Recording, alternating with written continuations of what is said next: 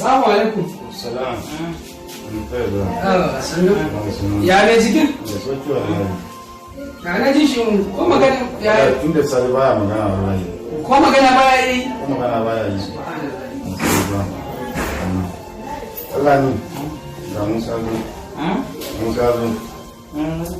Musa. Ya ne jikin? Musa? Wallahi ashe alhamdulillah ashe ba zan mutu da talauci ba sai Musa ya da dubu na. Wallahi ina Musa dubu. Wallahi Musa zai kawo dubu na. Alhamdulillah sauki ya samu dubu kawai. Wallahi Musa ya kawo dubu na kawai. Ina Musa. Musa ba zan mutu da talauci ba dubu na Musa. Wallahi ne na wani dubu na. Wallahi Musa ya kawo dubu na. Babban na ka zashi ka dage mun garbu dubu na.